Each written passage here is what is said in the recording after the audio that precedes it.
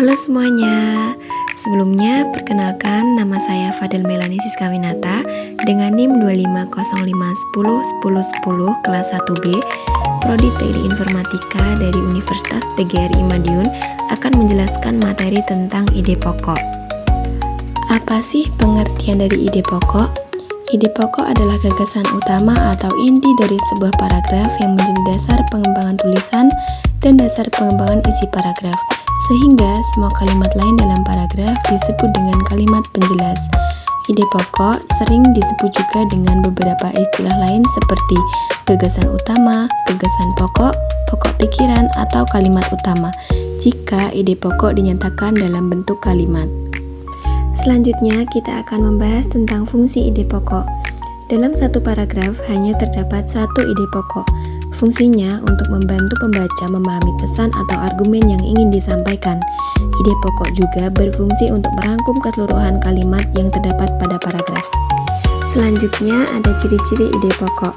Yang pertama, ide pokok diikuti oleh kalimat penjelas atau kalimat pendukung untuk menjelaskan lebih lanjut. Kedua, ide pokok biasanya menjadi pusat atau inti pembahasan. Ketiga, ide pokok memuat informasi yang lebih umum.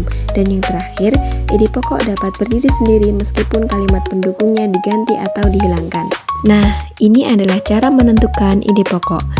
Yang pertama, kalian harus memperhatikan judul bacaan. Kedua, tandai kalimat atau kata penting. Tiga, simak kalimat yang terdapat pada awal atau akhir kalimat.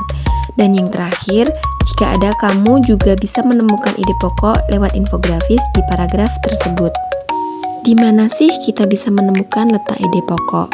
Kita bisa menemukan di awal paragraf yang dinamakan deduktif. Ide pokoknya di kalimat pertama. Dan yang kedua, akhir kalimat atau yang dinamakan induktif. Ide pokok di kalimat terakhir. Dan yang ketiga, awal dan akhir paragraf yang dinamakan campuran. Ide pokoknya di kalimat pertama dan kalimat terakhir.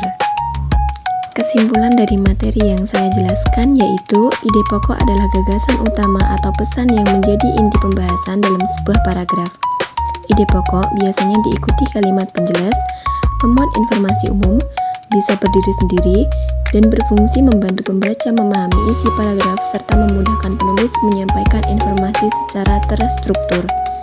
Ide pokok dapat ditemukan di awal, akhir, atau kedua posisi dalam paragraf, dan hanya ada satu ide pokok dalam setiap paragraf.